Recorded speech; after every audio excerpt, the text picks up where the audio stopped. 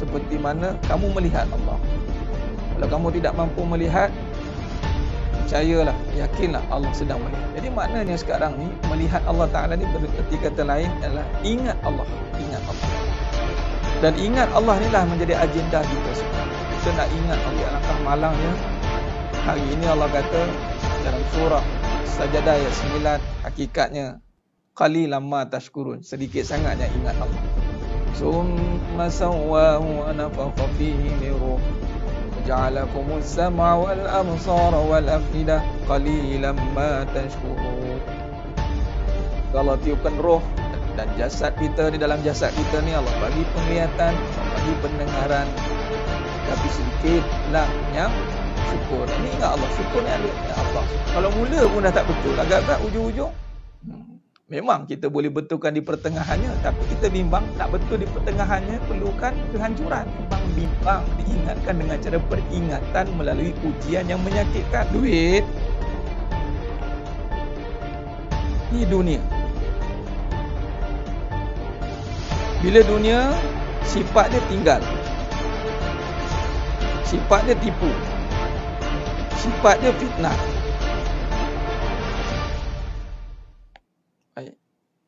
Soalannya, kalau kita terus pergi bersandar pada duit, maka kita akan kena tinggal, kena tipu. Duit itu makhluk atau kejadian. Bila kejadian, ada tak cara melihat makhluk? Ada tak Allah ajar cara melihat? Kan kita sekarang tengah belajar cara melihat, tidak? Jangan tengok duit. Kalau siapa tengok duit, jadi mata kita. Kaedah yang Allah ajar melalui kaedah Tariq Nubuwah. Qra bismi Rabb bikallazi khalaqa. Bacalah bismi Rabb, bismi Rabb bikallazi khalaqa. Nah, cuba tengok ni sedang jemaah mata Allah SWT. Cuba tengok, perhati baik-baik. Cuba tengok. Pertama, kedua, ketiga. Bacalah dengan nama. Dengan nama siapa? Rabb. Nama siapa? Nama yang menjadikan duit. Duit tu kejadian tidak? Ya. Sekarang ni, duit kita dah ada nama. Sekarang ni, bila kita baca dengan nama yang menjadikan duit, Nabi kata, bermula dengan bismillah, dengan nama Allah.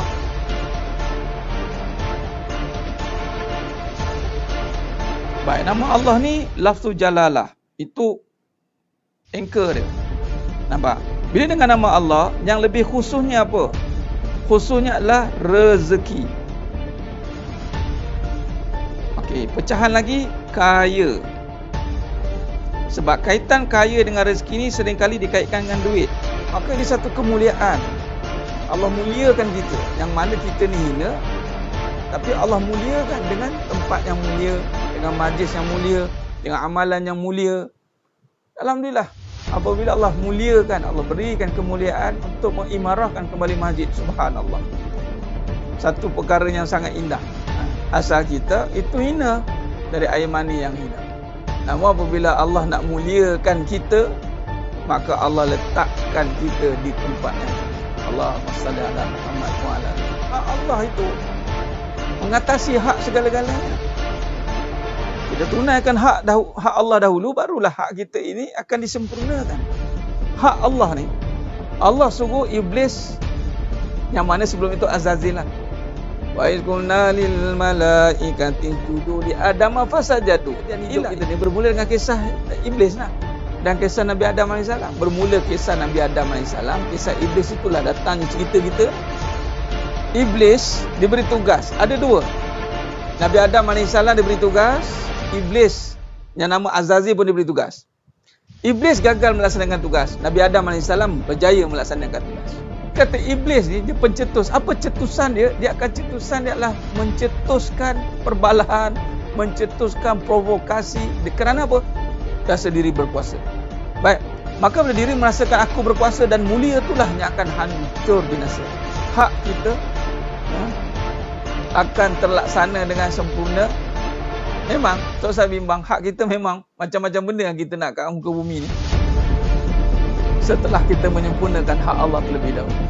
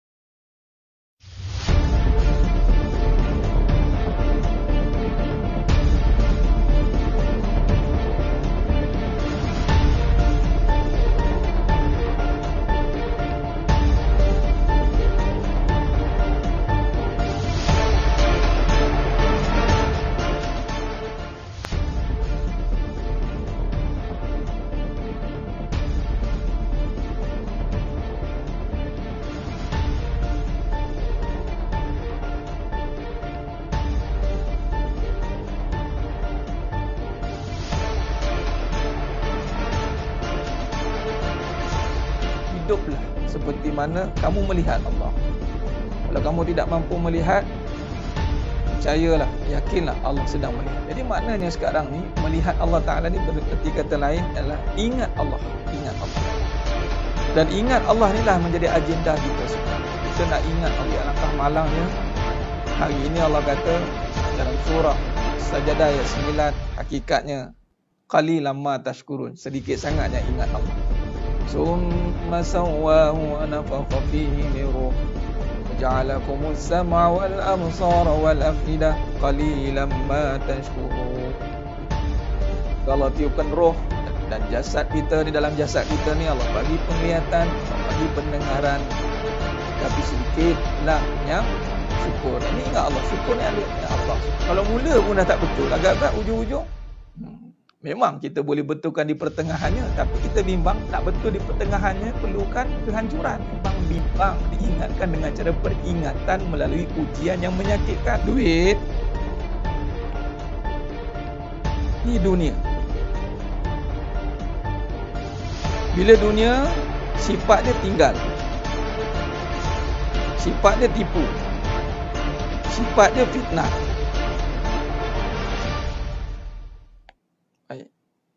Soalannya, kalau kita terus pergi bersandar pada duit, maka kita akan kena tinggal, kena tipu. Itu makhluk atau kejadian. Bila kejadian, ada tak cara melihat makhluk? Ada tak Allah ajar cara melihat? Kan kita sekarang tengah belajar cara melihat, tidak? Jangan tengok duit. Kalau siapa tengok duit, jadi mata kita. Kaedah yang Allah ajar melalui kaedah Tariq Nubuwah. Qra bismi Rabb bikallazi khalaqa. Bacalah bismi Rabb, bismi Rabb bikallazi khalaqa. Nah, cuba tengok ni sedang Muhammad Allah SWT. Cuba tengok, perhati baik-baik. Cuba tengok. Pertama, kedua, ketiga. Bacalah dengan nama. Dengan nama siapa? Rabb. Nama siapa? Nama yang menjadikan duit. Duit tu kejadian tidak? Ya. Sekarang ni, duit kita dah ada nama. Sekarang ni, bila kita baca dengan nama yang menjadikan duit, Nabi kata, bermula dengan bismillah, dengan nama Allah.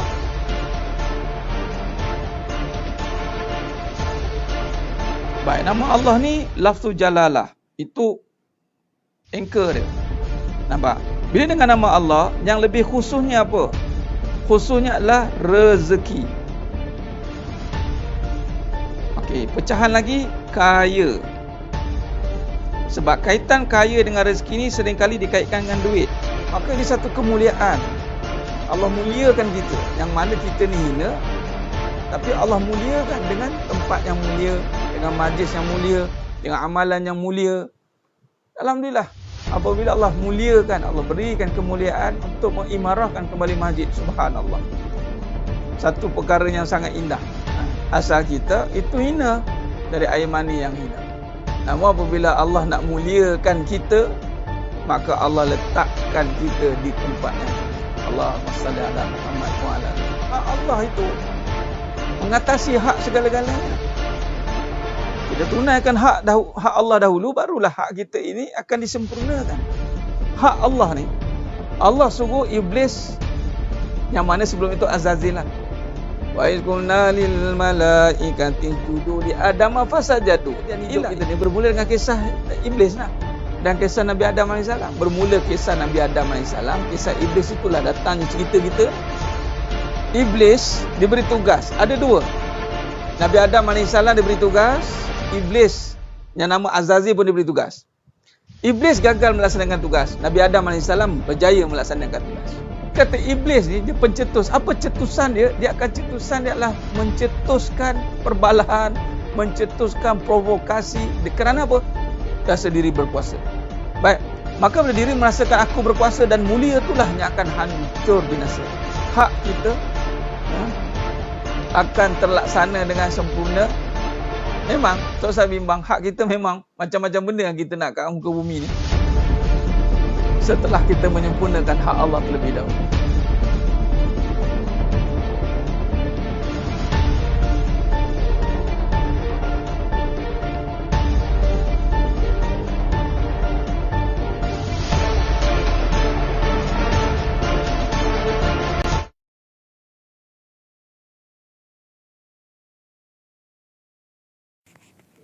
Assalamualaikum warahmatullahi wabarakatuh. Bismillahirrahmanirrahim. Innal hamdalillah nahmaduhu wa nasta'inuhu wa nastaghfiruh wa na'udzu billahi min syururi anfusina wa min sayyiati a'malina. May yahdihillahu fala mudhillalah wa may yudlil fala hadiyalah. Asyhadu an la ilaha illallah wahdahu la syarikalah wa asyhadu anna Muhammadan 'abduhu wa rasuluh. Allahumma salli ala Muhammad wa ala ali Muhammad. Rabbi yassir wa la tu'assir bi tammimil khair. Rabbi shrah li sadri wa yassir li amri wahlul 'uqdatam min lisani yafqahu qawli.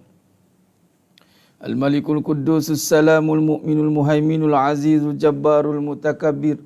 Subhanallahi 'amma yusyrikun. Wallahul Khaliqul Bari'ul Musawwir lahul asmaul husna. Yusabbihu lahu ma fis samawati wal ard wa huwal azizul hakim. Wala haula wala quwwata illa billahil aliyyil azim.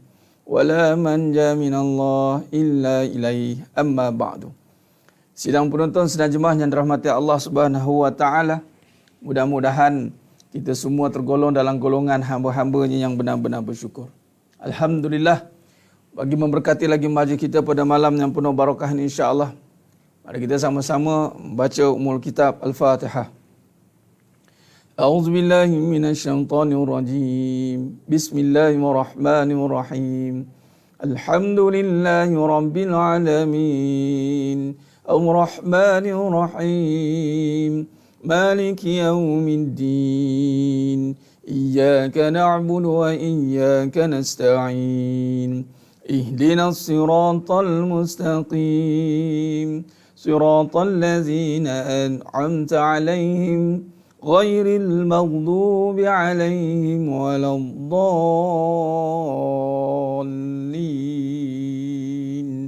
آمين Amin amin ya rabbal alamin. Mudah-mudahan pembukaan dengan Ummul Kitab tadi, Allah buka pintu hati kita semua yang menonton pada malam ni, insya-Allah, untuk dimasukkan kefahaman yang membawa kepada kenikmatan dalam melakukan amalan, terutama dalam kehidupan kita ini. Sedang Muhammad Allah SWT. Khair. Alhamdulillah. InsyaAllah pada malam yang penuh barakah ni, bersama-sama kita bersiaran lagi sekali dalam siri pengajian kuliah online Hakikat Kehidupan. Tahniah dan syabas kepada semua yang masih setia teman berteman sesama sahabat yang semua termasuk perguruan ini online ini, untuk bersama-sama duduk dalam majlis ilmu.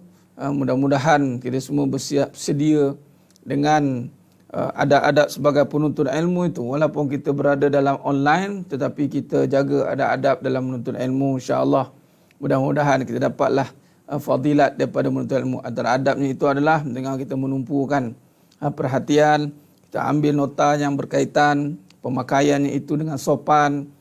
Maka bila ditanya baru dibuka soalan baru bertanya, maka itu antara adab-adabnya secara ringkasnya.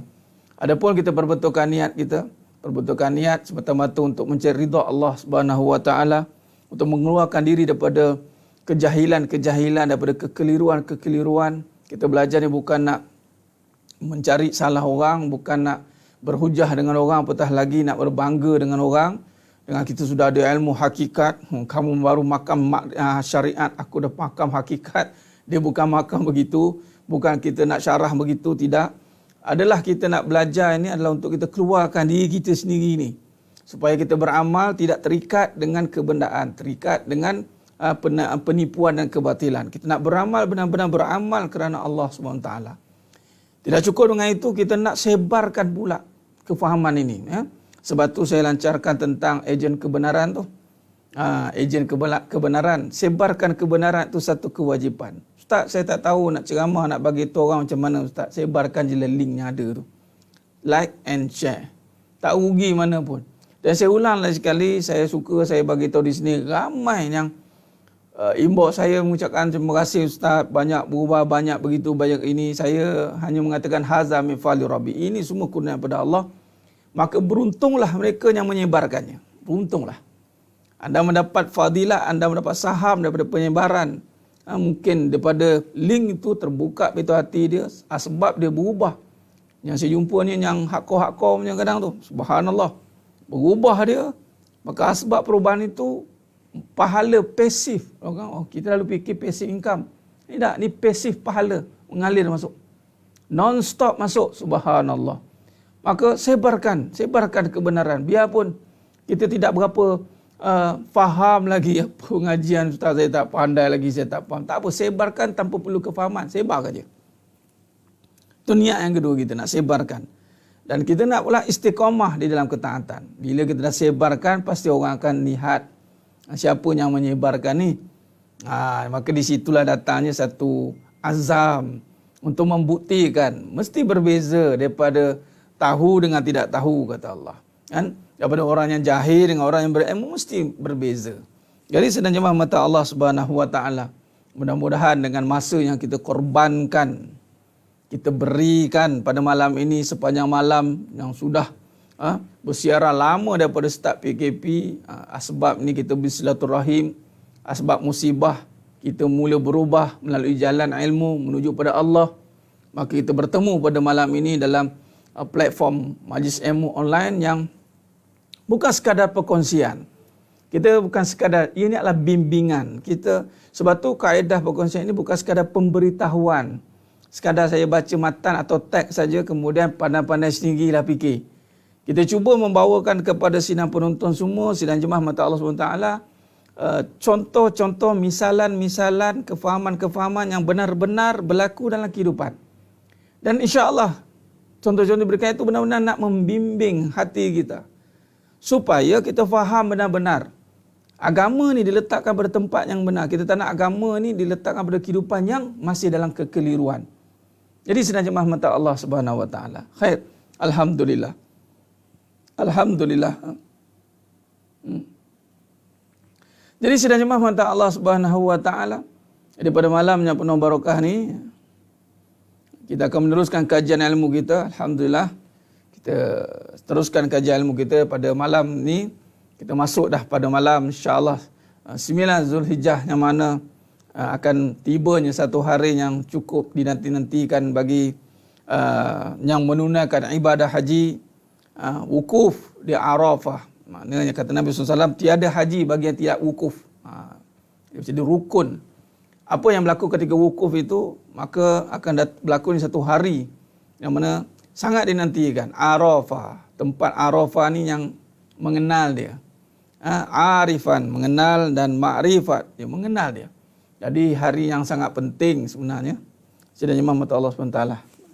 Hari yang sangat penting, maka saya seru sebelum lupa ni, niatkan semua yang menonton, maknanya Allah bagi keizinan, mari kita sama-sama niatkan malam ni untuk kita berpuasa sunat Arafah. Sunat Arafah.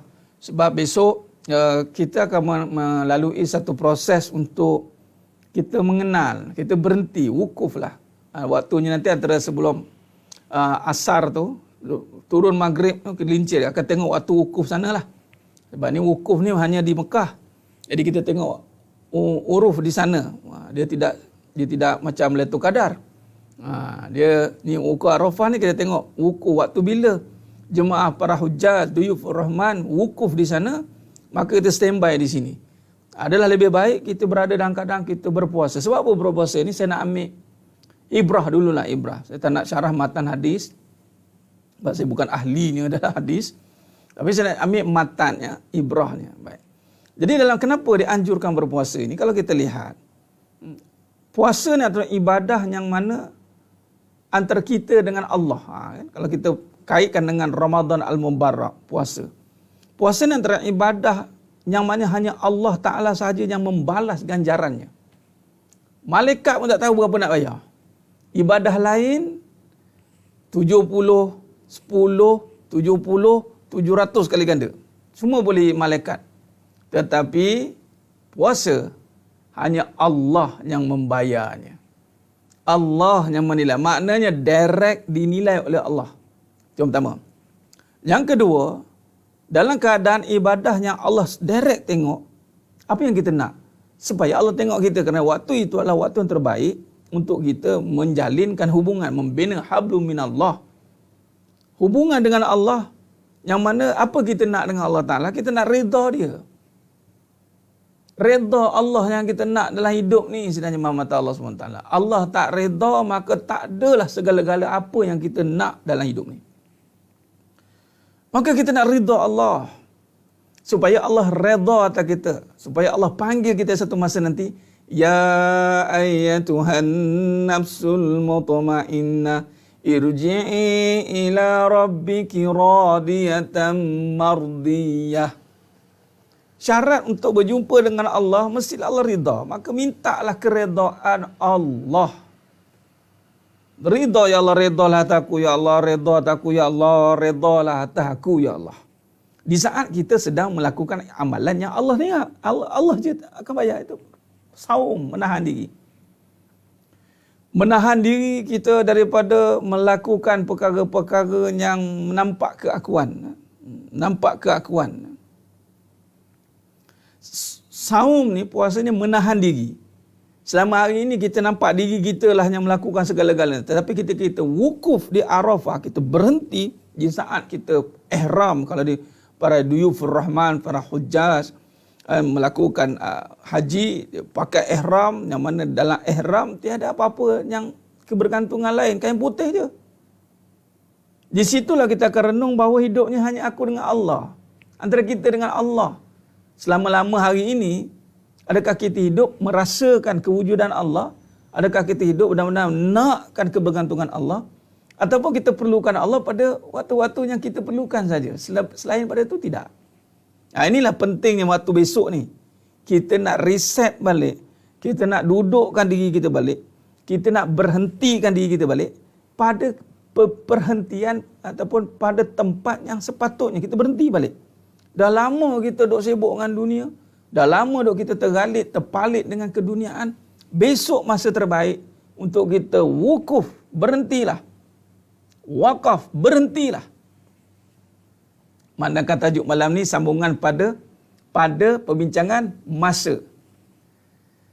Masa. Allahumma salli ala Muhammad wa ala.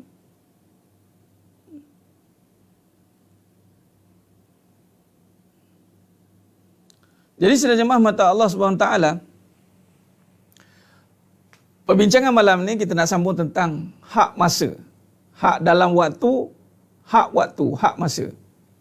Hak dalam waktu, contoh besok ada dalam waktu esok, ada satu waktu yang mana mustajabulah. Itulah waktu wukuf di Arafah. Pertama waktu Arafah tu. Waktu wukuf ni, hak dalam waktu itu. Dan hak dalam waktu, dan dalam waktu itu saja ada waktu itu, tak ada waktu lain. Itu dipanggil hak masa, hak waktu. Jadi sedang jemaah mata Allah SWT.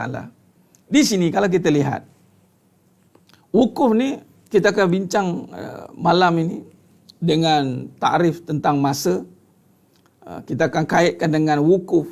Memandangkan besok ada satu ibadah yang penting, saya nak kaitkan berhenti ni. Berhentilah. Cukuplah. Udah-udahlah. Itu ayat dia. Daripada buang masa kepada perkara yang mengundang murka Allah. Berhentilah. Right now. Al-an. Sekarang. Yang mana dulu duk masih ada penyakit riak, dengki, pengujuk, takabur, bermusuh dengan orang, bergaduh dengan orang, berhentilah. Itu antara mesej wukuf. Siapa yang nak jumpa Allah, berhentilah daripada buat kemungkaran. Siapa yang nak jumpa Allah, berhentilah daripada menyebarkan permusuhan. Siapa yang nak jumpa Allah, berhentilah melanggar aturan dan suruhan. Yang mana mungkin sebelum ni berkira-kira nak kata nak tutup aurat, berhentilah daripada menayang aurat dah. Pakai besok masa terbaik. Yang mana duk masih ada duk asa iri, dengki, cemburu, apa ni hati mengarut lagi ni, berhentilah daripada membawa sifat buruk itu. Berhentilah. Masa dah, orang kata masa dah time pergi. Masa besok masa yang terbaik untuk kita memberhentikan segala perangai buruk kita. Besok masa yang terbaik. Ya Allah, mulai saat ini, waktu ini, ketika ini, masa ini, aku berazam untuk memberhentikan segala perbuatan buruk aku selama hari. Berhentilah daripada kita duk cari salah orang. Berhentilah daripada kita menyalahkan orang. Berhentilah daripada kita cemburu tak tentu pasal. Berhentilah daripada kita duk hari ni lemah semangat. Berhentilah. Tu ayat dia. Waqaf, berhentilah. Stop. Jangan lagi ulang perbuatan-perbuatan yang mungkar. Jangan lagi. Berhentilah. Bila nak berhenti? Sekarang. Bila? Besok masa terbaik. Kalau besok lalu kita masih membawa perangai yang sama, Allahu Akbar.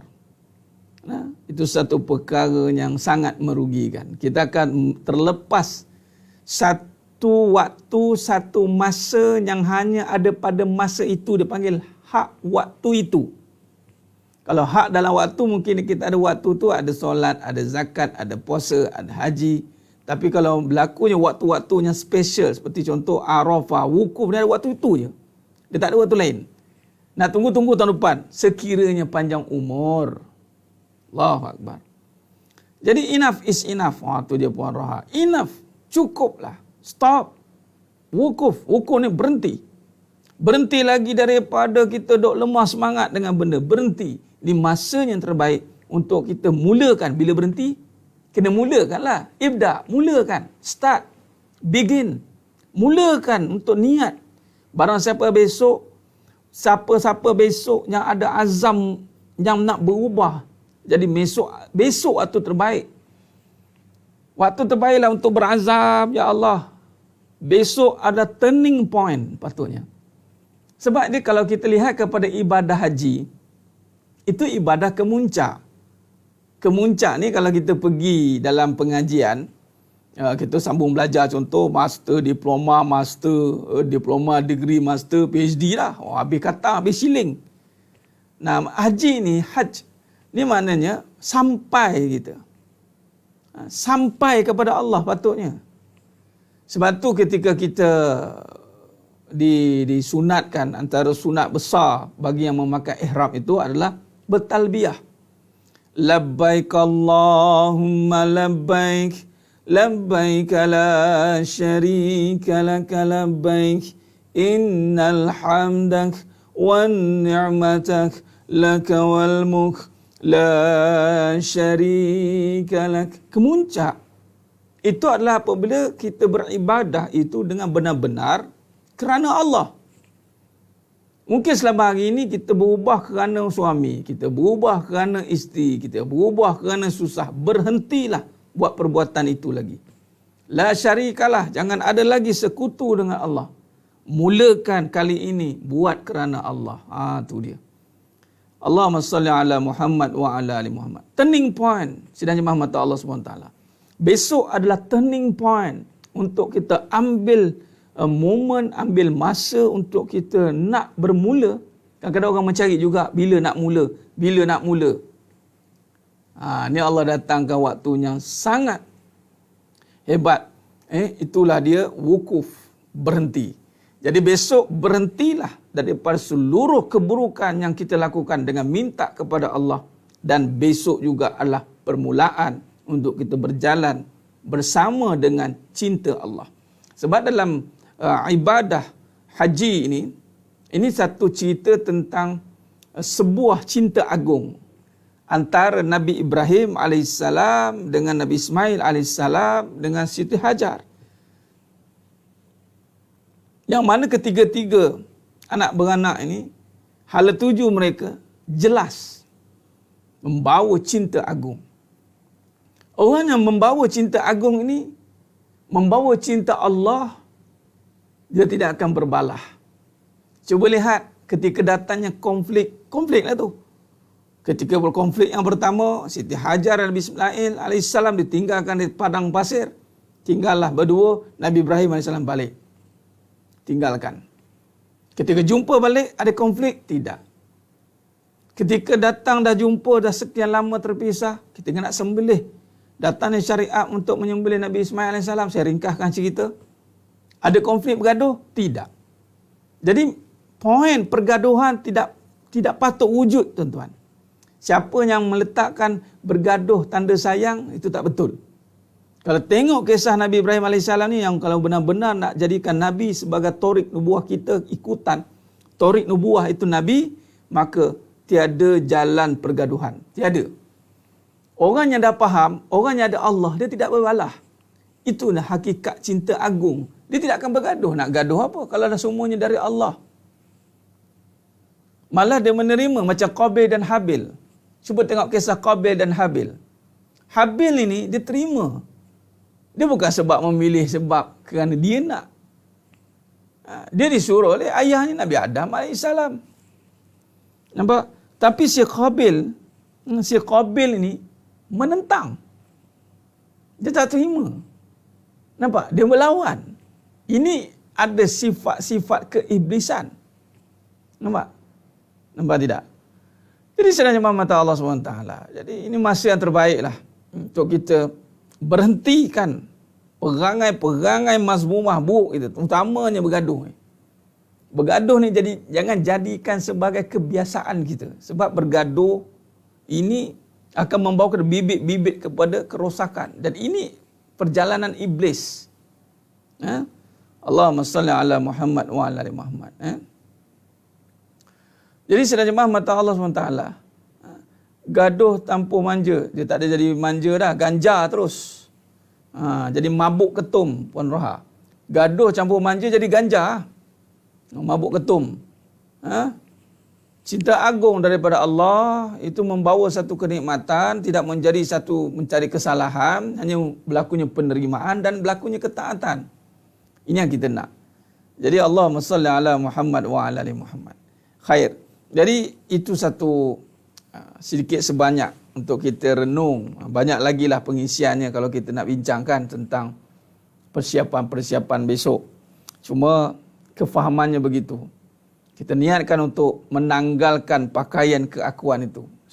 Sambutlah pakaian kehambaan. Tanggalkan pakaian keakuan yang kita duk pakai hurung selama hari ini, menyebabkan kita hidup tak keruan. Orang yang membawa sifat keakuan itu adalah daripada unsur-unsur keiblisan yang menyebabkan hidupnya selalu tidak keruan. Tanggalkan pakaian keakuan itu. Sarungkan pakaian kehambaan kembali. Berhentilah daripada mengagungkan diri.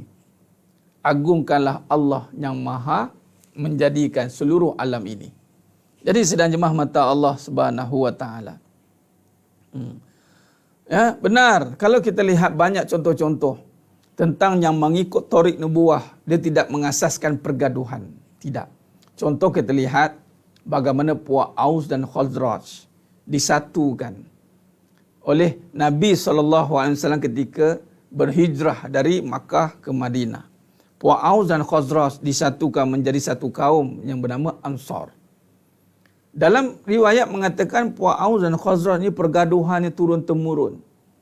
Turun-temurun, warisan dia mewarisi sampai ke cicit, piut. Tadi saya ada share tentang gambar uyang saya. Cari cicit lah yang keempat. Belah ayah saya, belah mak, belah wan lah. Zaman dulu tu pakai serban dah, pakai kot lagi, pakai tali pinggang. Hijau tu. Yang plekat. Lepas ni saya nak hidupkan balik lah pakaian tu.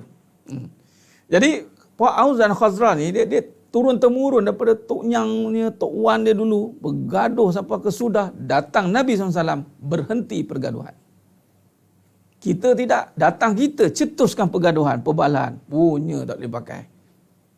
Nampak? Itu sifat iblis lah. Sifat iblis ni pencetus provokasi. Pencetus kemarahan. Siapa yang mencetuskan atau membawa atau menyebarkan, dia ni semua tak lagi pada golongan atau sekutu iblis. Kita kalau ikutkan Nabi, kalau ikut pada torik nubuah, kita memadamkan kebencian, menutup persekentaan, menghilangkan kekeliruan, gantikan dengan perdamaian, keamanan. Itu yang kita nak. Itu perjalanan Nabi. Sebab itu orang Islam, orang beriman ni sebenarnya aslam, dia sejahtera. Sebab kita bertuhankan Allah yang Maha, Allahumma antas salam wa minkas salam wa ilaika ya'ulus salam. Allahumma antas salam. Allahumma antas salam. Kita bertuhankan Allah ya salam. Tiba-tiba kita jenis yang suka buat pergaduhan. Macam mana? Maka tidak membawa kepada seorang hamba Allahnya ya salam. Nah, jadi sidang jemaah mata Allah Subhanahu wa taala. Khair. Baik, insya-Allah. Ya, bermusafir Ustaz Janita Harun. Baik, moga-moga sampai cepat. Alhamdulillah. Elok perjalanannya. Baik, jadi sidang jemaah mata Allah Subhanahu wa taala. Ingat, apabila kita nak menuju kepada Allah,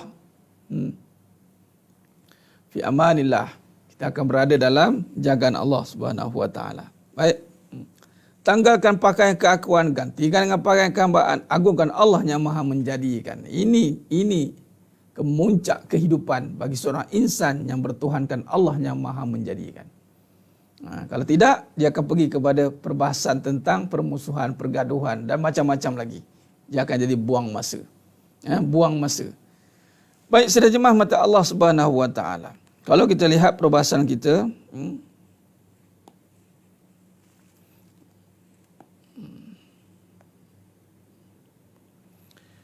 kita sembah berhenti dekat 118, tengok nota sekejap. Kita dah sentuh dalam hak dalam waktu dan kita pergi pada hak waktu. Baik. Meninggalkan hak-hak dalam waktu yang berupa bentuk kewajipan dan suatu dosa. Kita buat ulang kaji sikit. Nampak ke belakang tu? Buat nampak je lah ya. Malah nak alih-alih. Okey. Baik, di nota belakang ni. Sambillah baca-baca, saya baca sikit. Baik, dalam masa ni kita pecah pada dua. Atau dalam waktu kita pecah pada dua. Hak dalam waktu, hak waktu. Hak dalam waktu, hak waktu. Baik. Hak dalam waktu itu termaktub dan termasuk semua perkara-perkara yang disuruh oleh Allah Ta'ala dalam waktu itu. Contoh dalam waktu sekarang ada tuntutan apa? Ada ibadat yang sedang dituntut dalam waktu itu. Contoh yang paling mudah kita faham waktu solat. Itu tiang dia, imaduddin. Jadi tiang ini jaga. Dan dalam waktu solat, dalam waktu tu ada lagi ibadat-ibadat lain yang dituntut. Maknanya dalam hak dalam waktu termasuk dalam peribadatan atau peribadatan yang berkait rapat dengan perbuatan syariat. Puasa, zakat, haji, contoh hak dalam waktu. Dalam waktu sekarang bulan Zulhijjah, hak dalam waktunya adalah menunaikan ibadah haji. Tu dalam waktu Zulhijjah je. Dia tak ada dalam waktu lain. Dalam bulan Ramadan, dalam waktu Ramadan, hak dalam waktu itu adalah berpuasa. Dalam waktu seharian kita ada hak 5 waktu. Wajib dan laksanakan. Sekiranya ditinggalkan, maka berlakulah satu pelanggaran dalam melaksanakan suruhan Allah dan ia adalah dosa besar. Contoh meninggalkan solat dengan sengaja, kafir. Kalau ingat balik, Allah Ustaz saya banyak tinggal, maka hak dalam waktu kata ulama, dia boleh ada istilah ganti. Qada. Ganti. Ingat, dalam waktu ada ibadah wajib. Yang wajib sekira tidak sempurna, maka ingat yang sunat-sunat tidak dikira. Jadi Ustaz, waktu solat saya banyak tinggal. Okey, pastikan kita ada niat dan kita dah buat untuk proses penggantian. Bila ada niat nak ganti dan kita buat juga, kita bagilah dalam 5 waktu tu, mungkin lepas waktu duha kita ada buat qada solat ganti. Maka barulah yang lain-lain ibadat sunat yang kita nak buat kemudian hari mendatang dikira. Tapi kalau kita tidak ganti, buat tak tahu, tiba-tiba nak buat solat sunat, maka yang wajib tidak dikira. Sunat itu tidak dikira selagi wajib tidak sempurna dan tidak diselesaikan. Sebagai contoh, kita solat katalah tarawih. Isyak tak buat lagi, mandangkan imam. Bulan ni tahun ni kita dapat tarawih dengan imam dekat masjid, kita buat kat rumah. Jadi kita tak solat isyak lagi ni, pun pergi solat sunat tarawih, beria-ria solat. Tak dikira lah sebab isyak tak buat lagi. Walaupun solat tarawih dia buat 20 rakaat, 30 juzuk. Dapat penat je lah. Tergantung, hang. Sebab apa? Yang wajib tidak selesai. Itulah hak dalam waktu. Ingat, contoh dalam zakat. Hak dalam waktu. Ada suruhan zakat dalam waktu kita. Waktu contoh, waktu zakat fitrah, waktu kita mendapat pendapatan, waktu itu ada hak dalam itu. Maka itu yang dipanggil tanggungjawab. Tanggungjawab yang dia panggil ditaklifkan pada waktu-waktu itu, yang mana kita ni, kita hanya ada dia panggil waktu untuk melaksanakan tanggungjawab. Itu je kita ada. Kita bukan berurusan dengan waktu lain, tak. Kita sibuk menguruskan tanggungjawab. Itu je. Nah, ya benar Tuan Raja Sariza. Hutang dengan Allah kita tak mau bayar. Contoh, terlupa kena ingatkan. Hak dalam waktu wajib dipatuhi disempurnakan. Contoh, solat dan puasa. Ya benar. Baik. Jadi yang kita nak faham adalah perbincangan seterusnya. Ganti solat wajib sampai tu buat solat sunat. Boleh lah ya? Boleh. Boleh Puan Siti. Boleh.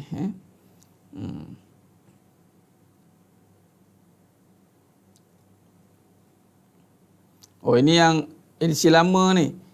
Musad 97 tu ambil hak waktu dalam bab amanah. Saya ada 3 edisi tu. Ni saya terus tengoknya edisi baru ni.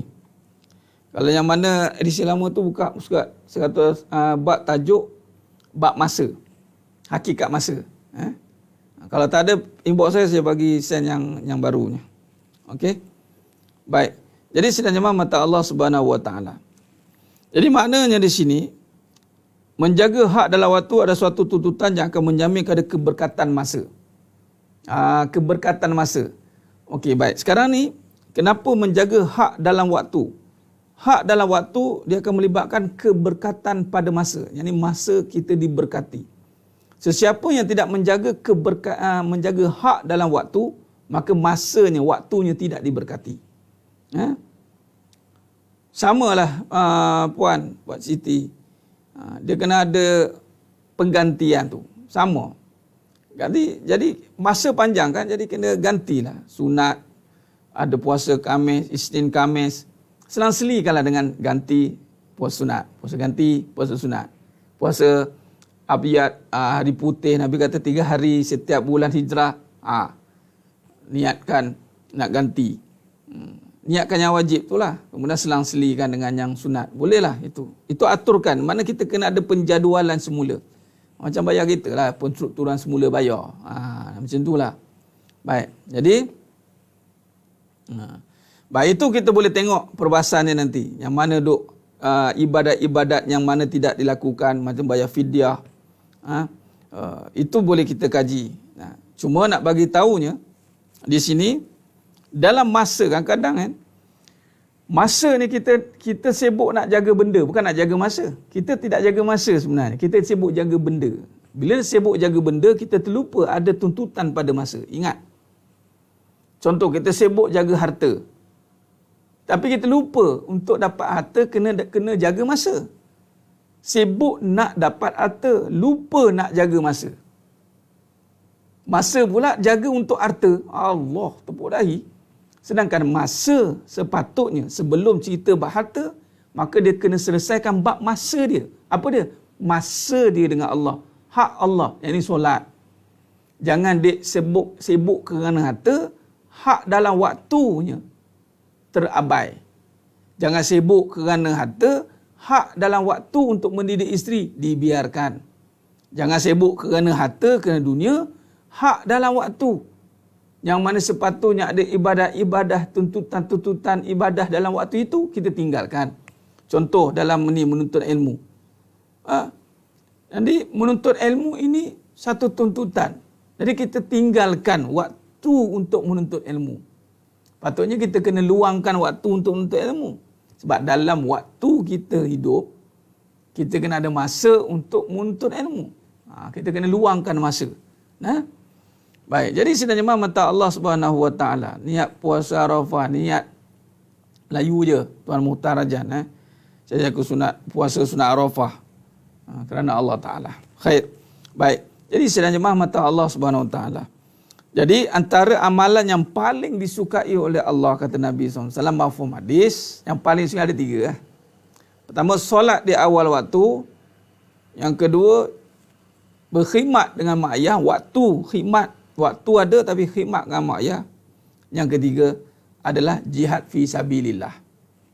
Jadi waktu ni Yang mana terutama hak menjaga waktu solat yang merupakan antara amalan yang paling disukai oleh Rasulullah, Allah dan Rasul.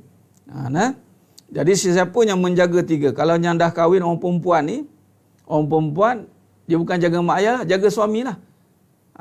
Nampak? Solat awal waktu bagi orang perempuan, jaga suami. Mana jaga suami ni berbuat baik dengan suami, berbuat baik dengan suami. Dan yang ketiganya adalah jihad fisabilillah, ini adalah menuntut ilmu lah. Jihad, sebab menuntut ilmu ni pahala jihad. Jadi menuntut ilmu ni sekarang dah canggih dah, boleh online. So niatkan menuntut ilmu dan jihad dalam melaksanakan. Contoh, suami menuntut ilmu, isteri tak dapat join, tapi dia menyediakan keperluan segala kelengkapan suami untuk menuntut ilmu, pahala pun dapat sama. 3. Sebab suami balik kan sibuk nak menuntut ilmu, nak ini kan dia tak cukup masa nak ngurus diri dia, isteri tolong uruskan, maka dapat masa. Tapi ustaz, kalau isteri sibuk, tak dapat dia nak tolong. Kalau isteri sibuk macam mana? Nampak? Jadi sidang jemaah mata Allah Subhanahu Wa Taala. Bagi seorang lelaki sama. Pertama, waktu solatnya, dia begini, orang lelaki dia punya tempat dia sebenarnya masjid, bukan rumah. Jadi kalau pergi kerja, kalau pergi keluar mana, jangan sibuk cakap nak balik rumah. Aku nak balik rumah. Nanti orang duk main-main kan. Tu bini panggil dia tu. Nampak orang lelaki. Jadi orang lelaki kalau kat rumah, kalau nak balik cakap aku nak pergi masjid. Itu tempat orang lelaki. Dia kena ke masjid. Jangan melencong ke lain pula. Ke masjid. Sebab rumah bagi orang lelaki masjid sebenarnya. Rumah ataupun tempat bagi orang perempuan, rumah dia lah. Orang lelaki bila keluar, dia cepat-cepat nak balik rumah, pergi masjid. Orang perempuan bila keluar, cepat-cepat nak balik rumah.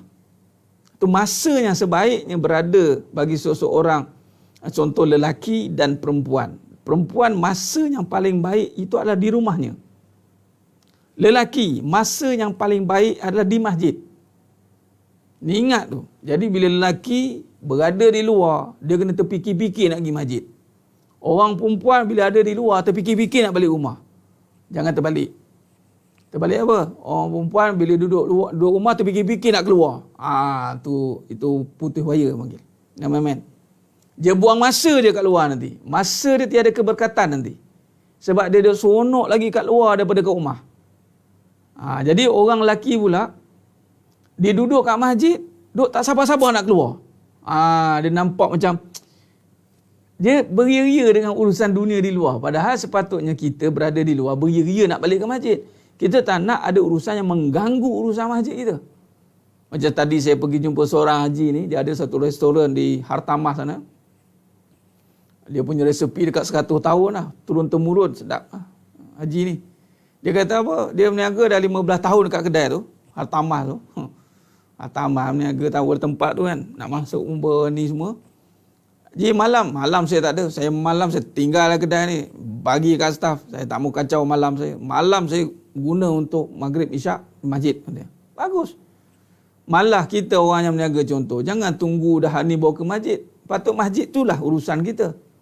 Kita uruskan semua kat luar ni, jangan sampai mengganggu waktu masjid. Dan saya contoh, berceramah di masjid itulah anchornya. Saya anchor di masjid. Dibesarkan di masjid. Orang lelaki kena faham. Dan tambah cakap sangat menyedihkan bila kita nak melihat orang lelaki terutamanya muda-mudi tu jadi untuk menerajui soft-soft di masjid. Pandemik ni, Covid tak ada cerita lah, memang lengang terus. Memang dah jarak-jarak tu memang lengang lah. Ni sebelum Covid lagi, duk tengok cari mana ni orang muda ni. Duk sibuk, kadang-kadang sibuk dengan bini, isteri, berkepit je. Muda-muda berkepit. Bila dah berusia, tak mana-mana pergi dah. Nampak? Kadang tu pengurusan masa tu tak kena. Tidak ikut keberkatan, tidak ikut kepada tuntutan. Orang lelaki masa kena banyakkan masjid. Maghrib isyak lockdown dekat masjid. Jangan keluar.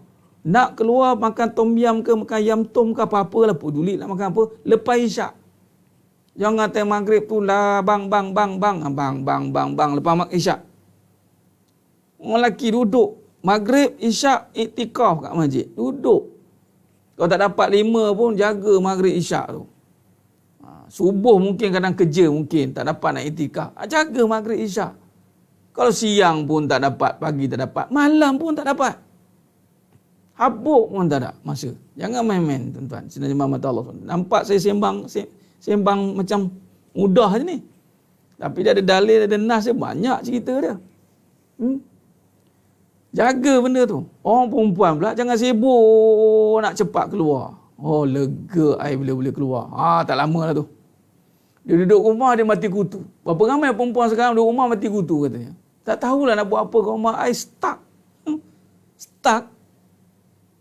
Punya banyak amalan dekat rumah tu dia kata boleh stuck. Tak tahu nak buat apa. Inna lillahi wa inna ilaihi raji'un. Dia lebih nampak kat luar kerja lagi banyak. Saya sibuk dengan sukarelawan kat luar. Balik rumah melawan. Kat luar sukarelawan. Kat rumah balik melawan. Sebab dia dah penat sukarelawan kat luar. Balik rumah dah penat. Dia melawan kerja. Dekat rumah tu jangan sibuk orang perempuan. Dia keluar biar ada keperluan yang mendesak baru dia keluar kalau ikut hukum. Dengan kerja tuntutan tak apalah. Dia cepat-cepat yang mana bekerja mungkin yang ada dalam ni. Yalah, yang ada bekerja je. Kerja dia cepat-cepat nak balik. Cepat-cepat. Habis dia tak ada. Jom kita. Window shopping window lah apalah. Ni kadang-kadang lambat sampai kadang-kadang. Kadang-kadang suami sampai dulu pada isteri kadang-kadang. Bagi yang kerja berasing lah. Hati-hati. Kadang-kadang inilah kita betulkan cerita bab masa ni. Cerita bab masa. Okay? Letakkan dulu protokol kehidupan tu. Itu protokol tu. Mana tempat suami, mana tempat isteri. Yang mana si isteri tengok suami. Galakkan bang. Jangan duduk dengan saya dia bang. Maghrib abang jangan risau saya bang. Abang ke masjid. Saya pun nak pahala pula. Abang pergi. Galakkan suami ke masjid. Allahumma salli ala Muhammad wa ala ali Muhammad. Baguslah tu. Dan dalam ni alhamdulillah. Ni saya cerita ni kat Zimbabwe, bukan cerita kat sini. Cerita ni dekat negara Pasir Berdengung. Negara Pasir Berdengung. Bukan ni, dia bukan kat Malaysia, bukan. Dekat negara Pasir Berdengung. Allahumma salli ala Muhammad wa ala ali Muhammad. Baik. Puan Jaria Zainon dia begini. Kadang orang kan kat luar kan dengar marah lah statement buang masa je keluar. Orang tak faham dia akan marah lah. Dia pelikih lah nanti. Kita begini. Maksud saya cakap macam ni. Jangan sampai ada double standard. Kalau nak keluar ada urusan silakan. Jangan sampai pelikihkan duduk rumah. Ada orang apa ni perempuan tak maju lah. You tak open minded lah. Sekarang ni wanita moden lah. Duduk rumah ni bukan trend kita sekarang tahu. Jangan begitu. Cara kaedah begitu menungkah fitrah wanita. Masa dia akan hangus nanti. Sebab tu kadang jumpa wanita-wanita yang duk sibuk ke sana ke sini. Lain sekali apa pun tak ada. Kosong. Saya kekosongan. Kosong dah tengok dah berisi dah nampak. Kosong juga. Sebab keberkatan hilang. Di sisi dia kena tahu macam seorang lelaki itu di sisinya di masjid dan di sisinya itu adalah keluarganya, bukan di sisi perkara-perkara yang tidak bertepatan dengan kehendak syarak. Dia tak ada masa kita, dia tak ada kehendak kita. Abang nak masa abang sendiri, tak ada sendiri orang lelaki. Masa kita ni bila kita dah bertanggungjawab, dia tak ada masa nak sendiri dah. Tak ada dah, masa tu milik Allah. Dia tak ada abang nak privacy benda ni nak privacy. Tak ada dah. Istilah tu privacy itu tinggal dekat bilik tidur, kat bilik air itu privacy. Keluar daripada situ semuanya khidmat. Semuanya kena gunakan masa untuk jalan agama. Nampak? Oh, perempuan pula, saya nak masa privacy saya, abang yang kacau saya. Sedap-sedap rasa yang kacau. Perempuan, isteri itu masanya itu milik suami. Cuma kadang-kadang suami ni tak naklah kacau. Suami yang mana suami suami misali kan. Abang bagi masa kat awak lah ni. Awak tentukanlah masa awak nak buat apa. Nampak? Quality time apa dengan kawan-kawan. Ni trend sekarang apa? Me time. Ya Rabbi. Ini saya cakap tu terang nak simpan-simpan buat apa? Mana ideologi mana datang menguruskan masa ni, ikut konsep mana? Masa milik Allah, ikut Allah lah kehendak Allah suruh apa. Jangan kita mana-mandai tukar manipulasi nama-nama itu sehingga konon-konon nakkan privacy, nak kualiti, tapi di sisi Allah, Allah tak pandang. Buat apa? Baik duduk masanya Allah pandang. Walaupun nampak macam orang kata apalah you ni, you tak ada masa untuk diri you lah. Tak ada. Diri I di syurga nanti. Lantaklah nak kamu nak percaya ke tak percaya. Nampak? Allahumma salli ala Muhammad wa ala ali Muhammad. Ya Tuan Haji Mahmud Ondu ke Kelantan. Barakallahu fikum fi amanillah. Mana-mana yang sahabat-sahabat kita yang dah mulakan perjalanan menuju kepada destinasi untuk menyambut Aidil Adha, kita doakan semuanya selamat pergi dan selamat balik. Anda sedang bermusafir, doa banyak-banyak. Apatah lagi di waktu wukuf pula nanti berada di berperantauan musafir, tolong doakan saya dan semua jemaah yang ada dalam ini mendapat ridha Allah. Amin ya rabbal alamin insya-Allah. Baik. Banyak kalau nak tengok live Ustaz boleh tak? Nah, jangan kacau nak tengok live, sebut tu biar betul sikit. Bukan jangan kacau. Abang, saya nak minta masa untuk tengok live ini. Ni masa ni menuntut ilmu, sebab tu biar ada tuntutan, tu biar wajib. Sebab menuntut ilmu tu wajib. Bila wajib, itu memang ada tuntutan, memang ada hak untuk wajib, bukan hak diri kita. Saya ada hak lah bang, bukan hak kita ni. Hak kita mesti mengikut hak kewajipan. Mana yang wajib, itu yang kita ikut. Okay. Abang saya minta izin, itu pun suami pun wajib. Kewajipan yang disuruh oleh suami pun wajib. Cuma kita datanglah dipanggil, negotiate, tolerate. Masa bang boleh tak masa ni saya sekejap ni bang, ni tak lama Ustaz ni. Kadang-kadang sampai ke 2 pagi je lah. Itu mengarut sangat. Tak lama kejap dia bang, sejam setengah. Boleh tak sekejap je, saya nak menuntut ilmu. Minta izin elok-elok. Jangan menuntut ilmu dengan cara bergaduh pula. Tak jadi apa-apa. Allahumma salli ala Muhammad wa ala ali Muhammad. Khair. Baik, jadi sidang penonton, sidang jemaah yang dirahmati Allah SWT. Maka di sini, kalau kita lihat, bila kita faham hak dalam waktu, kita faham betul hak dalam waktu ni supaya kita nak tekankan. Bukan kira nafkah, ilmu itulah nafkah. Nafkah ilmu, nafkah zahir, nafkah batin Tuan Ilyas Junaidi. Nafkah batin itu adalah dengan memberi ilmu. Ilmu ni benda gaib, tak nampak. Wajib bagi seorang suami bagi masa untuk isteri menuntut ilmu. Kalau tak nak dengar kata ustaz barik ke apa ke, dia kena jadi ustaz mengajar isteri dia. Sedangkan sebenarnya seorang suami ni kewajipan mendidik isteri dia bukan kat ustaz-ustaz, dekat suami. Tapi ustaz tak boleh tahan, isteri kata abang pun baru nak start. Allah, kena tibai dengan isteri macam tu. Isteri support lah, bagilah sokongan sikit bang. Abang lah, saya fan, top fan abang tau. Abang kena jadi, tak apa bang. Bagi galakan suami belajar, kemudian ajar bang, ajar saya bang. Isteri pula janganlah pelih-pelih berhujah pula dengan suami. Dalil mana dalil. Bubuh kat suami macam tu. Kawan baru nak mengajar. Bagi galakan. Walaupun yang dia ajar tu kita tahu dah. Setakat ni dia ajar aku. Janganlah, bagi semangat lah. Bagi semangat, bagus bang. Ya bang. Okey. Dan lagi bang, macam tu. Memang menuntut, mendidik isteri nafkah yang paling besar. Harta ni boleh ganti, boleh, kalau tak berkatalah setahun, 2 tahun, 10 tahun, boleh cari lah. Tapi kalau ilmu dah berlalu, nak cari macam mana? Dah lah isteri tu jahil, dia buat kejahilan pula tu, dah buat kerosakan. Siapa nak jawab? Suami lah membiarkan isteri dalam kejahilan. Kalau tak mampu nak didik, sokong dia menuntut ilmu. Abang sokong, kamu belajar, pergi. Lepas tu tanya balik isteri, apa yang kamu belajar? Ajar, cerita, suami ulang balik. Jangan isteri pula duk mengajar suami pula.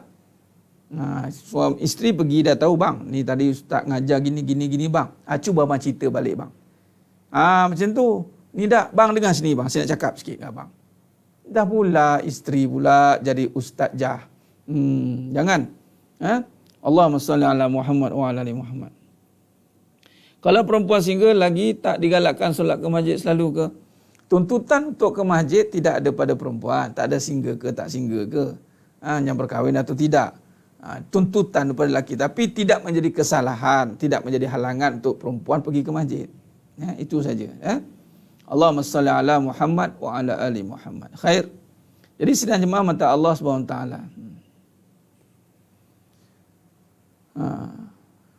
Jadi kalau kita lihat di sini, baik kita terus kita terus pada hak waktu. Hak waktu ini yang kita kena perhalusi. Hak waktu ni kata Al-Imam Ibn Athaillah As-Skandari rahimahullah taala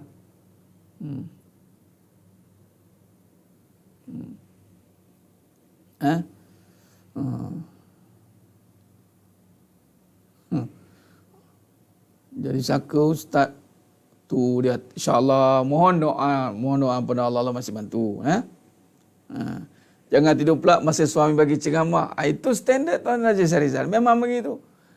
Itu pengalaman para asatizah bila ceramah yang dipanggil anak murid ataupun penuntut talibul ilmu ni yang makan kasyaf tu ramai. Tidur. Ni online ni tak adalah, kalau online tidur nyanyi kan. Online ni payah sikit tidur sebab dia tengah kawal handphone. Dia kalau tak online tu menyandar guyup. Tapi kalau isteri guyup, itu makam kasyaf tu tak apa. Kurang-kurang ni dia mau dengar, dia diam tu okey dah tu. Teruskan bercakap biar masuk dalam mimpi. Allahumma salli ala Muhammad wa ala ali Muhammad. Berat juga tugas suami je, bukan berat juga, memang berat. Tetapi Puan Nek Hafsah, berat tugas dalam agama tidaklah berat yang kita fikirkan, berat yang merosakkan. Tidak. Berat ni maksudnya teliti. Dan Allah tidak membebani. La yukallifullahu nafsan illa wus'aha. Allah takkan membebani. Allah tidak bebankan. Allah tidak membebankan. Tanggungjawab itu berat tetapi diringankan. Itu dia tugas agama. Nampak berat, betul-betul berat. Dia sebab bukan benda main-main. Tetapi tidaklah diberat-berat, memberatkan itu tidak memudaratkan. Itu maksud dia. Jadi sangka baik dengan Allah. Sebelum kita belajar husnuzan kan? Dah belajar husnuzan, yakni sangka baik dengan Allah. Suami macam mana pun besar tanggungjawab dia. Yakinlah Allah pasti membantu, kerana itulah Allah jadikan dia suami. Kalau tidak, tak payahlah. Sama lah macam seorang isteri. Macam mana nak melahirkan kan. Bagi seorang suami, macam mana pun dia rasa kesian dengan isteri dia, tetap isteri dia juga yang melahirkan. Allah tahulah. Bila kata Allah tahu, pada isteri itu ada bersama kekuatan yang ada pada isteri, tak ada pada suami. So, itu kelebihan Allah. Kelebihan bagi si isteri yang Allah lebihkan. Begitu dia dengan seorang suami. Kelebihan yang Allah lebihkan itu mengajar, mendidik, mencari nafkah. Itu kelebihan-kelebihan yang ada pada seorang suami. Jadi suami janganlah dipanggil bersangka buruk dengan Allah, dan isteri pun jangan bersangka buruk. Alah abang, biar saya lah yang cari. Saya ni kalau bak cakap ni, saya lagi. Dia mula pula. Dia merendahkan. Jangan. Jadi ini melibatkan nanti masa yang kalau tidak letakkan kefahaman begini, masa kita akan terbuang. Dia akan tidak ada keberkatan pada masa nanti.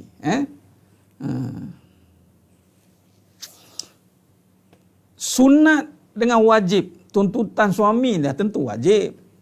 Puan Zizah. Sama dengan seorang anak. Solat sunat dengan menyahut panggilan ibunya. Menyahut panggilan ibu tuntutan. Wajib, maka dia kena berhenti kan. Solat sunat itu kalau wajib dengan wajib, tidaklah. Kalau solat yang wajib dengan sama wajib, hukum fikihnya begitu. Bila bertemu dua yang wajib, maka utamakan yang wajib yang lebih berat. Tengoklah wajib. Kalau solat, solatlah. Tapi kalau bertemu dua yang wajib dan sunat, maka utamakan yang wajib. Panggilan suami itu wajib. Solat sunat, maka tinggalkan dahulu, bukan tinggalkan terus. Tu dia panggil aulawiyat. Fiqh aulawiyat. Allahumma salli ala Muhammad wa ala ali Muhammad. Baik. Jadi sidang jemaah mata Allah Subhanahu wa taala. Baik, dalam keberkatan masa ni, nanti malam ni insya-Allah malam besok tak ada kita akan bercuti sementara bagi laluan pada Aidil Adha insya-Allah. Saya nak sambung tentang rotation ataupun kiraan masa ni, tentang umur ni. Malam ni tak sempat. Saya akan sambung nanti pada kiraan waktu ni. Nak bagi tahu gini, saya nak kait dengan hak masa ni. Cuba tengok.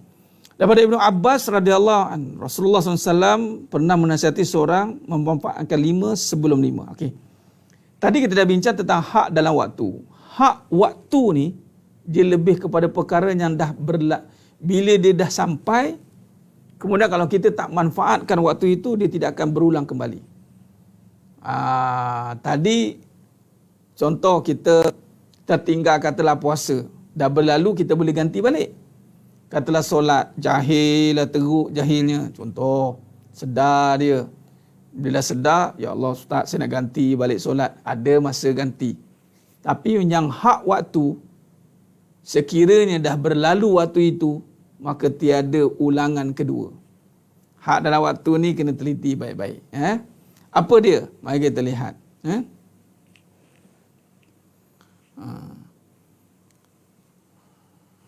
Jadi, saya akan maklumkan. Saya akan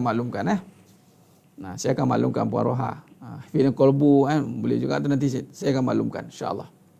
Baik. Jadi kata Nabi SAW, ada 5 waktu, hak waktu yang kita kena perhatikan. Sama juga tuan lihat, kalau zakat pun kena ganti. Zakat dulu kita ni di situ time ada tak bayar. Kalau tak ada tu tak dikira lah. Kita pernah ada dan kita lupa. Kita buat-buat lupa. Kita kena ganti. Sebab zakat tu kewajipan. Dia ada tapi dia ngelat. Sedar berapa yang dia ini, ganti balik. Atau pergilah berjalan zakat, declare lah, bagi tahu. Baik. Allahumma salli ala Muhammad wa ala ali Muhammad. 5 waktu yang adalah hadis Imam Al-Hakim radhiyallahu anhu mengatakan, yang pertama Nabi SAW kata waktu muda sebelum datang waktu tua. Nampak? Ini 5 perkara ni dia panggil hak waktu. Waktu mudamu sebelum waktu tua. Baik, waktu muda sekali, 2 kali? Sekali. Tapi Ustaz dah tua rasa muda ke? Jangan, nanti kan tak sedar diri pula. Waktu muda sebelum waktu tua. Sampai tuamu, maka mudamu disesali saja nanti kalau tidak diisi dengan kebaikan. Ingat, bila sebut hak ni adalah suruhan. Suruhan. Bila sebut tentang hak, dia berkaitan tentang suruhan dan tuntutan. Jadi, hak waktu muda, untuk apa Allah bagi muda? Waktu muda ni untuk apa? Untuk bersukaria? Untuk ke sana ke sini, pergilah pada tempat yang kita suka? Atau waktu muda melintang lalu membuju sapu? Waktu muda kita enjoy dulu? Ini yang kita kena bahas kan.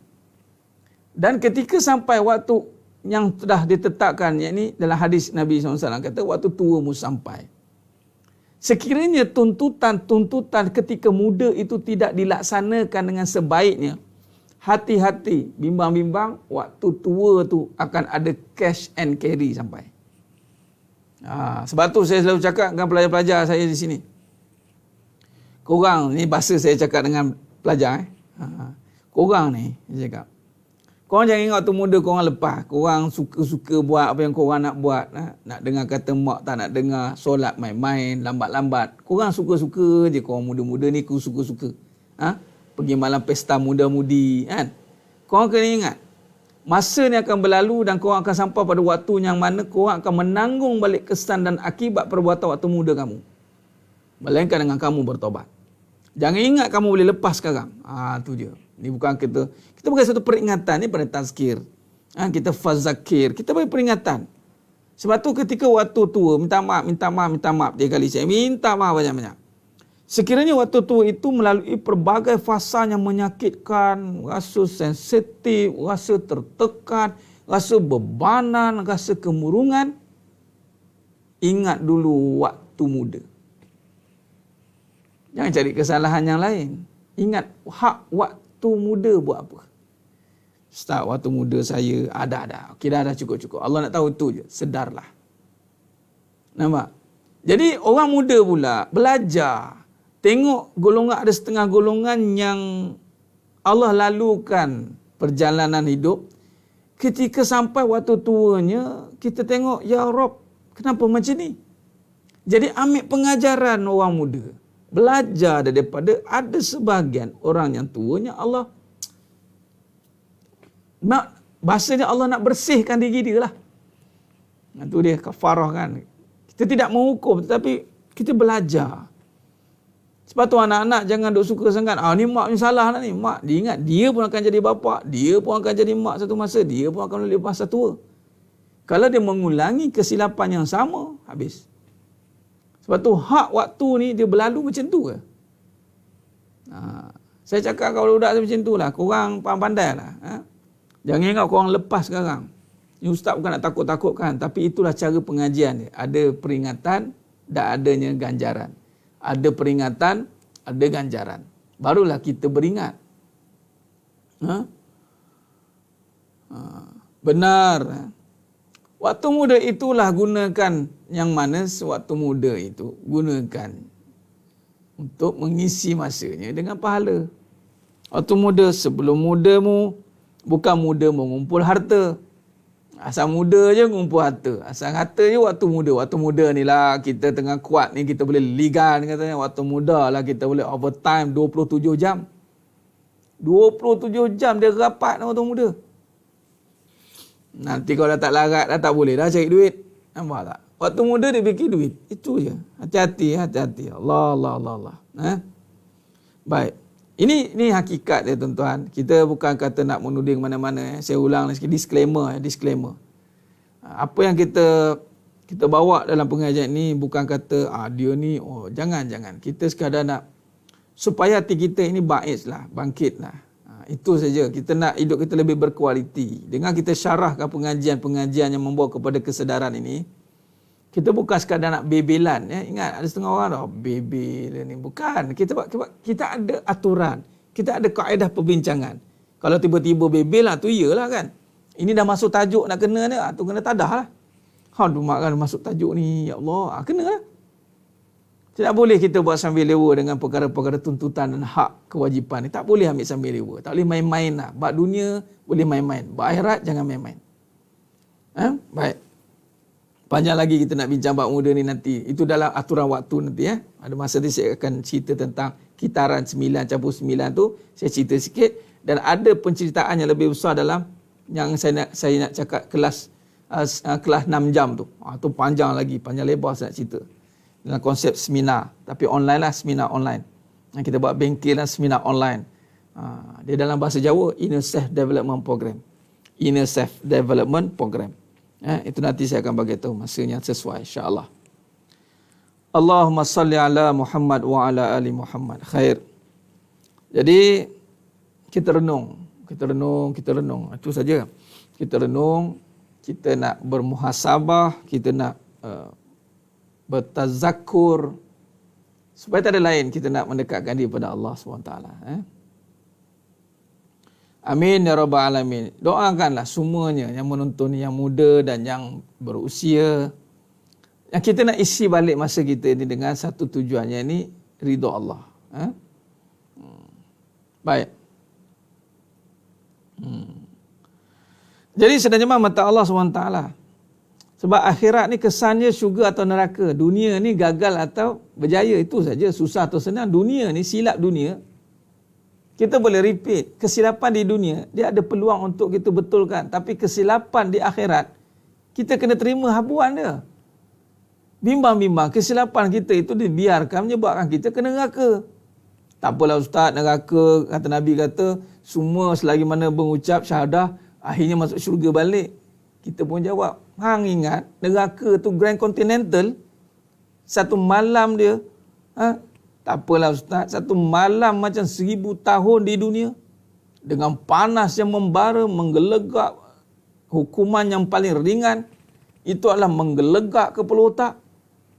Itu bagi pak saudara Nabi, pakai terompah api, menggelegak kepala otak. Jadi jangan fikir benda-benda macam tu, jangan fikir. Kita tak nak, memang kita tak layak nak ke syurga, tapi korang-korang janganlah jadikan neraka tu sebagai benda tak apalah, nanti masuk juga. Jangan. Sila-sila tak masuk terus sekarang. Kita kena main berat benda-benda macam ni. Jangan main ringan-ringan sebab ini iman. Neraka ni, wa na'udzubillah, ya Allah. Jangan kita gurau-gurau dalam bab neraka. Nanti kan kalau semua masuk syurga, siapa nak masuk neraka? Allah, mulut kadang kan. Abang je lah masuk syurga, biar saya dalam neraka. Dan gaduh dah lupa dah syurga neraka. Lupa dah. Nampak? Jangan.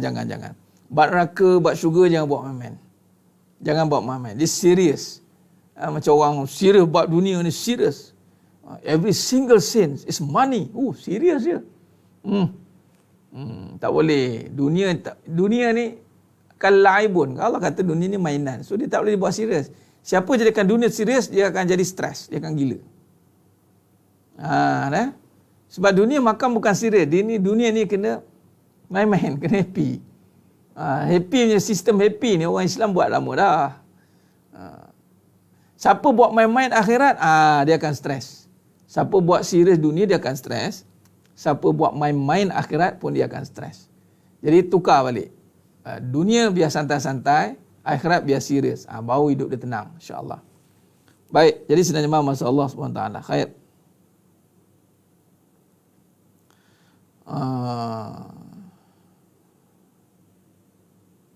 Allah, I Maggie. Pergi letak tangan ke exhaust. Iya. Saya dalam seminar budak-budak, pelajar-pelajar sekolah rendah, sekolah menengah, saya buat soalan Najaya. I Maggie. Lepas tu bercakap pula tu. Kalau dengan kekasih dia, lautan api akan kurang renangi. Air kopi panas tiup. Apa lautan api? Air kopi ni minum panas pun tiup. Punyalah. Api neraka 70 kali ganda api dunia, baru satu pecahan dia 70 kali. Api neraka hitam legam. Nak diceritakan ya, sebesar mancis api. Mancis api tu tak ada satu pun kederat boleh padamkan dia. Sebesar mancis api neraka, kalau ada kat dunia, terbakar semua, habis, hancur semua. Ini ulama takrifan. Jangan main-main. Jangan main-main, ya Allah, janganlah. Itu baru ciptaan. Saya cerita kat budak ni, kalau baik training saya cakap, ni ciptaan api. Siapa boleh lawan Allah? Okey, kita lawan api dulu. Ambil lighter, letak tangan atas lighter, lalukan tangan atas lighter. Kita ajar anak-anak kita, nak takut Allah macam mana. Ambil lighter, letak tangan kat atas lighter. Berhenti satu saat. Takutlah Ustaz. Tahu pun takut. Dengan api pun takut. Kalau pencipta api, lagilah. Dengan api pun takut. Kalau pencipta api, lagilah. Ya Allah, jangan cubalah lawan. Allahumma salli ala Muhammad wa ala ali Muhammad. Baik. Duduk panas, kereta tak ada aircon pun dah panas dah. Ni kan pula api neraka. Allah wa na'udzubillah min zalik.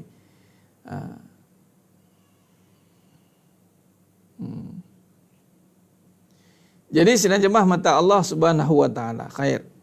Jadi tak apa, saya yakin semua yang menonton ni benar-benar nak menjauhkan diri. Itulah kejayaan yang sebenar, adalah kita berjaya ittaqu minan nar, dikeluarkan pada, dijauhkan, bukan keluar lagi dah, dijauhkan daripada api neraka. Itulah kita bila kita merentas ke negeri akhirat, yang kita dibebaskan daripada api neraka, itulah kejayaan yang sebenar-benarnya. Ya benar tu Puan Roha. Makruh tiup makanan makruh sebab ada kuman masuk ke dalam makanan tu ya. Tak boleh.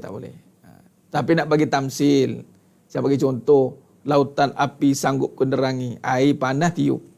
Itulah dia.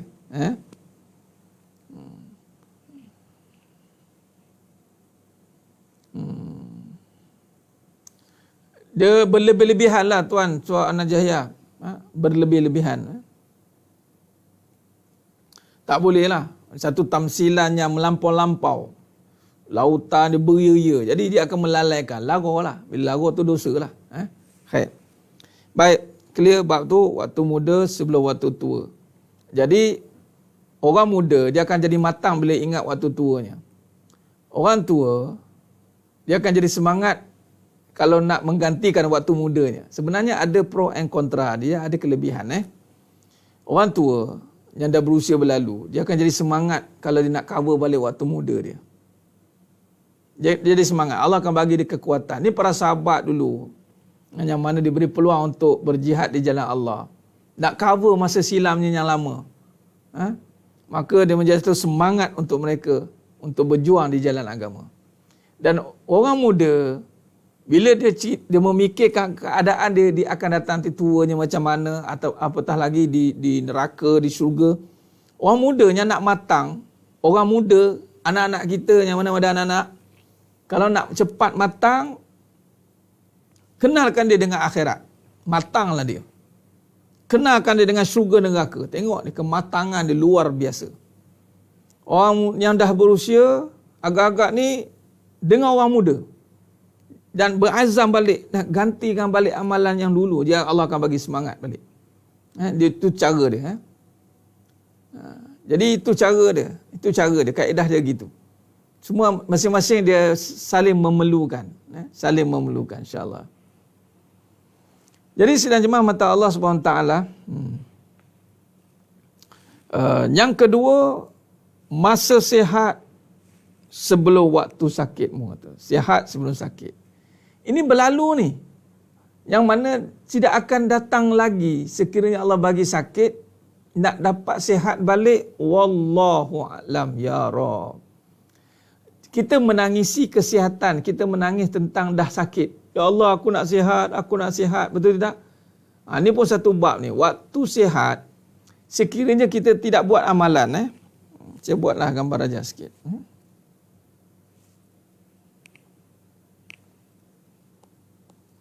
Baik. Dalam perbincangan bab waktu ni, Allah dah nak habis dah waktu. Masa pun dah nak habis. Jadi waktu muda, kita buat tadi sikit. Waktu muda, minta maaf ya, saya sebut waktu tua ni, yang berusia. Minta maaf ya. Muda dan tua. Kiranya muda ni dia banyak dosa atau lara, di tuanya akan ada azab. Tu hati-hati ya. Azab. Tapi sekiranya dosa ini dihapuskan dengan taubat, waktu tu ini dia muhasabah, maka azab ini bertukarlah. Dia jadi kafarah. Maka dibersihkan, dipanggil kafarah. Sebab tu banyak peristiwa ketika ini berlaku. Allahumma salli ala Muhammad. Okey. Baik, ini kita akan bincang tadi. Baik, saya cerita tentang sihat. Bila sihat, kita berhenti dekat sihat ni lah, nanti kita sambung lain. Sihat, sakit. Nabi kata. Waktu sihat, kita tak nampak perangai dia lagi, hati-hati. Waktu sihat, kita buat jahat. Waktu sihat, kita buat maksiat.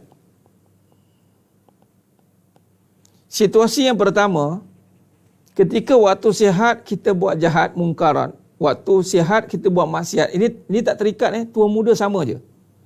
Ketika sihat, Allah bagi dan kita buat jahat dan maksiat. Ketika sakit datang, Allah bagi sakit, dia akan jadi menyakitkan. Dia akan jadi beban, dia akan jadi azab. Kadang-kadang bukan sebab sakit itu je jadi azab. Sakit ni tidak cukup dengan sakit fizikal, hati dia pun sakit waktu dia sakit. Hati-hati, sebab ini akan masuk. Ketika sakit dia sampai di saat sihat dia lalai, maka hati dalam badan pun sakit, hati pun sakit. Anda bayangkan macam mana keadaan itu. Allahu Akbar. Allahu Akbar.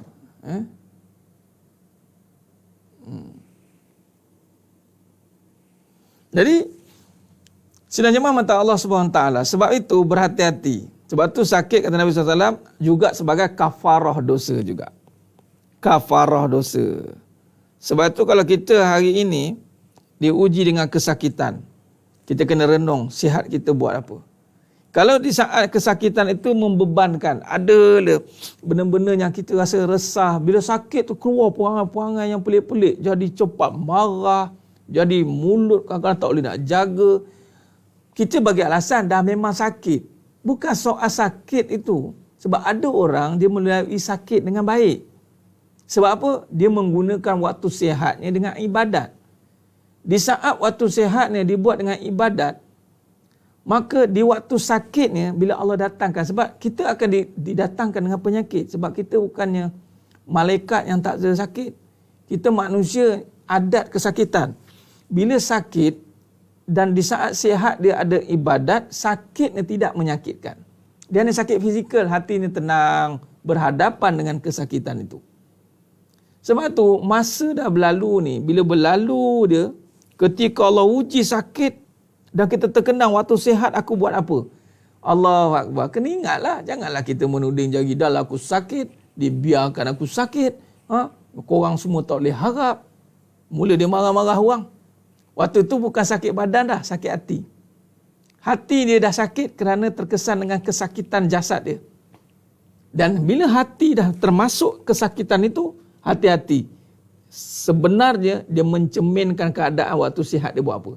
Sebab tu kalau orang-orang alim ni, dia tengok orang sakit, dia suruh beramal dia, sedekahlah kau untuk dia. Sedekahkanlah untuk si sakit. Kan sedekahkan penghapus dosa. Hati-hati. Ya?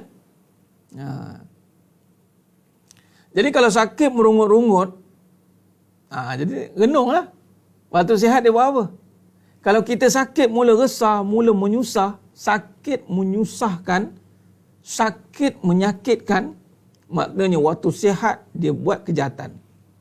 Terima je lah. Hati-hati kita. Jadi sakit belum sampai ni. Sekarang kita tengah sihat ni. Isi dengan kebaikan. Sebab tu sebagai contoh, Allah uji dengan COVID. Tak payah jauh. Allah keluarkan sekejap je, kita dah keluarkan, dah boleh kita PKPP ni. Sekarang kita dah sihat balik lah, maksud suasana sihat. Kita buat apa balik? Kita lalai dah. Waktu sakit beria-ria kita. Tapi ketika sihat kita lalai, dulu. Bila Allah bagi sakit, kita akan habis. Kita tak terima keadaan sakit itu. Ramai orang bila dia tak terima keadaan itu, kita berbimbang waktunya sihat, dia buat benda-benda yang melanggar aturan Allah Ta'ala di sudut iktikad. Hati-hati. Jadi waktu tengah sihat sekarang ni lah waktu kita kena tingkatkan ibadat. Waktu sihat ni doa banyak-banyak. Waktu sihat ni lah kita kena munajat banyak-banyak. Waktu sihat ni kita munajat banyak-banyak, sebab bila sakit Allah akan ringankan. Sebab tu kita tak tahu malam berbau ni, kita tak tahu bila penyakit tu datang. Kita tak tahu. Jadi bila tak tahu penyakit datang bila, waktu sihat janganlah buat tak tahu. Tu ayat dia. Sihat itu amanah. Sihat itu amanah.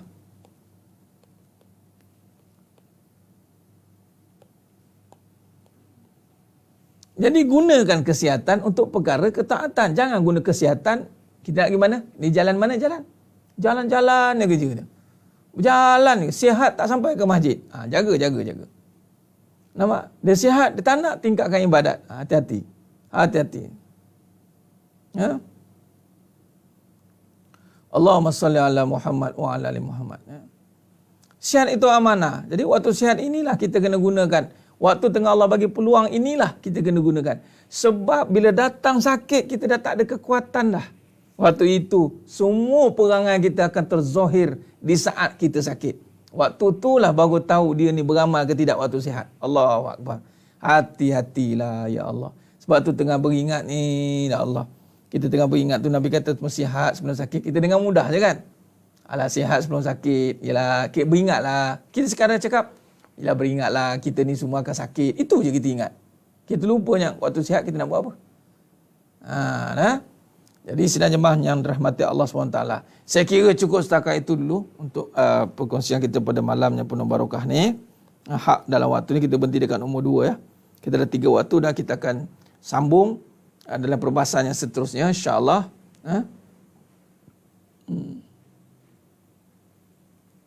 Kita akan sambung pada siri yang akan datang. Saya akan maklumkan bila. Yang besok mungkin tak ada. Besok tak ada. Atau besok mungkin saya akan buat live untuk kita takbir saja. Macam biasa. Ada live. Saya akan buat live, live personal lah. Untuk semua. Kita akan takbir bersama-sama insyaAllah. Kita ada amanat Aidul Adha. Ada tentang apa ibrah korban. Kita akan buat malam esok. Kita takbir raya besok. Malam esok insyaAllah. Kita akan takbir bersama-sama. Dan mungkin kita akan bercuti sementara. Mungkin 2 hari ke saya akan maklumkan lah. Jadi malam esok last lah. Untuk cuma malam esok ringkas lah. Ringkas untuk kita buat takbir dan kita bermuhasabah. Kita nak renung akan hikmah perbincangan kita besok insyaAllah. Baik, saya rasa cukup setakat itu. Saya kira cukup setakat itu perbincangan kita pada malam yang penuh barakah ni insyaAllah. Mudah-mudahan apa yang kita kongsikan, apa yang kita buat pada malam ini, insyaAllah malam ni dah bermula dah, malam untuk kita menghidupkan 9 Zulhijjah, sementara menanti Arafah, maka bermulalah malam ni. Dan besok pun dah start kalau mazhab Imam Syafi'i, muqayyad, takbir muqayyad ini bersamanya waktu solat, ya? Yang mana orang perempuan yang solat kat rumah dengan anak ke, lepas subuh besok dah boleh start takbir dah. Allahu Akbar, Allahu Akbar, Allahu Akbar. Subuh dah boleh start muqayyad. Itu dipanggil takbir setiap solat. Ke subuh saja. Subuh, zuhur, asar, maghrib. Lepas dan seterusnya. Kemudian 3 hari tasyrik kita akan bertakbir pada Allah. Baik, insyaAllah. Dan besok juga kita akan ada takbir dan saya nak kupas tentang hakikat cinta. Hakikat cinta tu. Sebab bercerita tentang keagungan cinta agung. Cinta itu bukan di mata. Kita akan kupas lagu tu besok lebih detail sikit. Tak lama, dalam setengah jam mungkin besok kita takbir dan kita kupas tentang hakikat cinta. Cinta itu di dalam jiwa. Jiwa ni lah yang kita nak membawa kepada Allah Ta'ala dengan cinta hanya kerana Allah. Jadi cukup setakat itu. Mohon maaf banyak-banyak atas terkasar kata, terkurang bicara, kekurangan dalam penyampaian. Saya mohon maaf. Mudah-mudahan Allah Ta'ala sajalah yang boleh menyempurnakan seluruh perbincangan kita pada malam yang penuh barakah ni. Jadi terima kasih banyak kepada semua yang menonton. Dan moga-moga istiqamah sehingga ke akhirnya, sehingga kita kembali bertemu dengan Allah. Kita istiqamahlah sehingga nyawa kita dipanggil berjemput ke rahmatullah. Jadi mudah-mudahan semua yang menonton pada malam ni, insyaAllah semua yang menonton, Allah pilih kita semua dimasukkan ke dalam syurganya tanpa hisab. Amin ya rabbal alamin. Aqulu qouli hadza wa astaghfirullahalazim li wa lakum. Wa billahi taufiq wal hidayah. Wassalamualaikum warahmatullahi wabarakatuh. Kita tangguh dengan tasbih farah dan suratul Asr. Subhanakallahumma wa bihamdik asyhadu an la ilaha illa anta astaghfiruka. Bismillahirrahmanirrahim. Wal 'asr. Innal insana lafi khusr illa alladhina amanu wa 'amilus shalihat. Tawasaw bil haqq wa tawasaw bis sabr. Wallahu a'lam bis shawab. Takbir. Allahu akbar.